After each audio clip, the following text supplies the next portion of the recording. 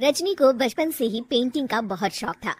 वो हमेशा से ही पेंटर बनना चाहती थी, पर उसके माँ और पिताजी ने उसको कभी भी इस चीज के लिए सपोर्ट नहीं किया और उसकी शादी नीरव से हो गई। नीरव रजनी को बहुत प्यार करता था, पर रजनी हमेशा चुपचाप ही रहती। वो इस शादी से खुश नहीं थी। वो ये शादी नहीं करना चाहती थी। उसे तो हमेशा से पेंटर जो बनना था। अपने इस सपने को वो नहीं पूरा कर पाई, इसलिए वो हमेशा उदास रहती थी। रजनी, बहुत ही बढ़िया फिल्म लगी है, कल देखने चले?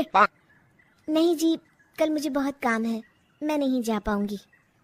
अच्छा तो कोई बात नहीं, संडे को चलते हैं।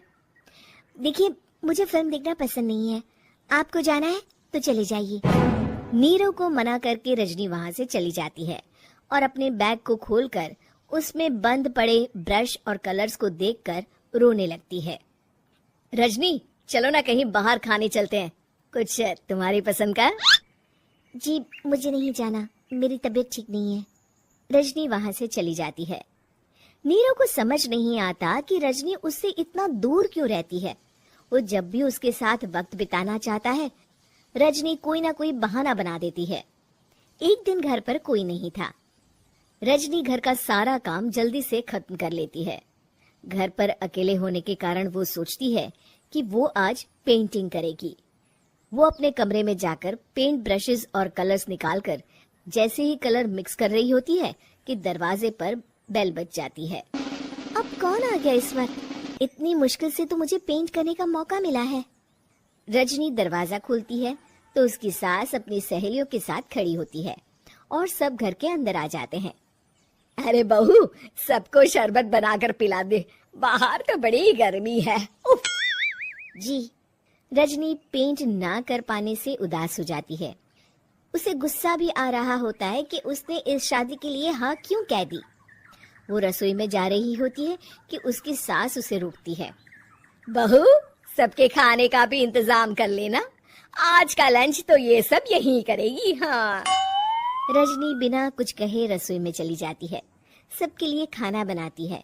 सब खाना खाते हैं और रजनी घड़ी देखती है कि ये सब कब जाएंगे ताकि वो अपनी पेंटिंग कर सके। जब शाम होती है तब सब चले जाते हैं अपने घर। अरे बहू, सब तेरे खाने की तो बहुत तारीफ कर रहे थे, सबको बहुत अच्छा लगा खाना। आपको मुझे सुबह बताना चाहिए था ना कि आपकी सहेलियां आ रही है। पता भी है कितना वक्त लगा सारा खाना बनाने में। अरे बहू, तू ऐसे कैसे बात कर रही है मुझसे? तो और कैसे बात करूं?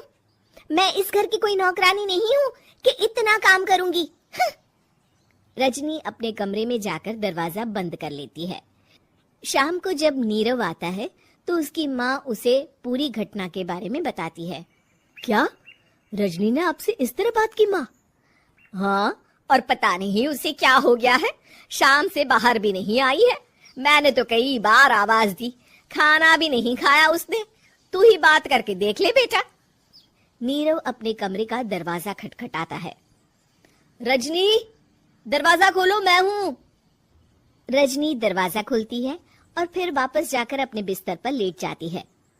रजनी, माँ से बात करने का ये क्या तरीका है? मैंने कोई गलत बात नहीं की है। अरे तुम क्यों ऐसे बर्ताव कर रही हो सबके साथ? क्या तुम इस शादी से खुश नहीं हो? रजनी कुछ नहीं बोलती। अरे बताओ मुझे रजनी, क्या ये शादी तुम्हारी मर्जी के खिलाफ हुई है? हाँ, मैं ये शादी कभी नहीं करना चाहती थी।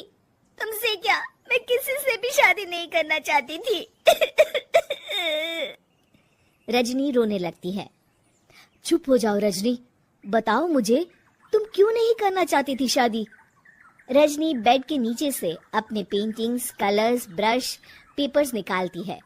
इतने में उसकी सास भी कमरे में आ जाती है। ये देख रहे हो, ये थे मेरे सपने। मैं पेंटर बनना चाहती थी, पर माँ पापा ने कभी सपोर्ट नहीं किया और मेरी शादी करवा दी। मेरे सारे सपने टूट गए। हर वक्त बस गुस्सा आता रहता है मुझे।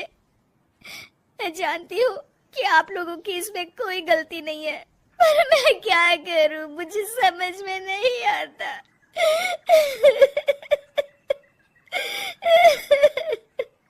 रजनी फूट फूट कर रोने लगती है। मुझे माफ कर दीजिए, आप दोनों के साथ मैं बहुत बुरा बर्ताव कर रही हूँ।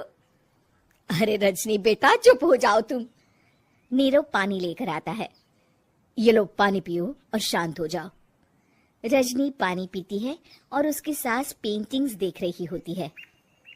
अरे नीरव, हमें तो पता ही नहीं था कि हमारी बहू कलाकार है। अरे कितनी अच्छी पेंटिंग्स बनाई है, देखो तो। ये वाली तो मैं अपने कमरे में ले जाऊंगी। आपको ये पेंटिंग्स अच्छी लगी? अच्छी नहीं, बहुत अच्छी लगी। और तुमने हमें बताया क्यों नहीं? तुम जब चाहे पेंटिंग कर सकती हो रजनी। हम तुम्हारे सपनों को पूरा करने में तुम्हारा पूरा साथ देंगे। हाँ बेटा, हम कला की कद्र करते हैं। हम कलाकार तो नहीं, पर मुझे गर्व है कि मेरी बहू एक कलाकार है। रजनी, नीरव और सास तीनों हंस पड़ते।